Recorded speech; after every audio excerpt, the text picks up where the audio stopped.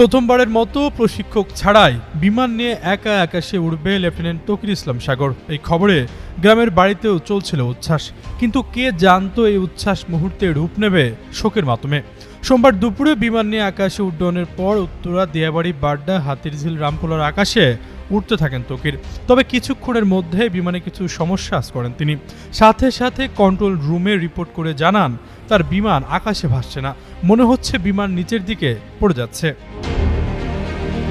এমন বার্তা instant response করে কন্ট্রোল রুম থেকে পাইলটকে কোনো ঝুঁকি না নিয়ে ইজেক্ট করার নির্দেশনা দেওয়া হয়। কিন্তু ফ্লাইট লেফটেন্যান্ট তৌকির শেষ মুহূর্ত অবধি চেষ্টা করেছেন বিমানটি বাঁচানোর জন্য। তিনি বিমানটির সর্বোচ্চ ম্যাক স্পিড তুলে বেজের দিকে ছুটতে থাকেন। এর মধ্যে কন্ট্রোল রুমের সঙ্গে পাইলটের যোগাযোগ বিচ্ছিন্ন হয়ে যায়। তার ঠিক 1 থেকে 1.5 মিনিটের মধ্যে চীনের তৈরি F7 BGI মডেলের বিমানটি উত্তরা মাইলস্টোন স্কুল অ্যান্ড কলেজের ক্লাসরুম বরাবর আছড়ে পড়ে।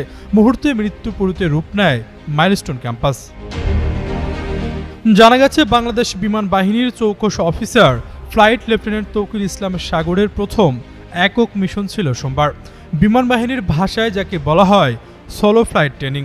সোলো ফ্লাইট ট্রেনিং হলো একজন পাইলটের ট্রেনিংয়ের সর্বশেষ ধাপ। ফাইটার জেট অপারেট করার জন্য একজন পাইলট যে হাই স্কিল্ড সেটি প্রমাণিত হয় তার সোলো ফ্লাইটের মাধ্যমে।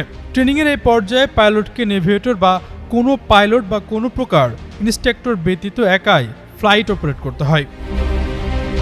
ফ্লাইট লেফটেন্যান্ট তৌকির সোমবার সেরকমই একটি ট্রেনিং ফ্লাইট অপারেট করছিলেন। এটি সফলভাবে শেষ করতে পারলে তার জীবনের সবচেয়ে রোমাঞ্চকর স্মৃতি হয়ে থাকত দিনটি। কিন্তু ভাগ্যের নির্মম পরিহাস, যে দিনটি তার সারা জীবনের সবচেয়ে রোমাঞ্চকর স্মৃতি হতে পারত, সেদিনই তিনি বিদায় নিলেন পৃথিবী থেকে। আশরাফুল ইসলাম, যুগান্তর নিউজ।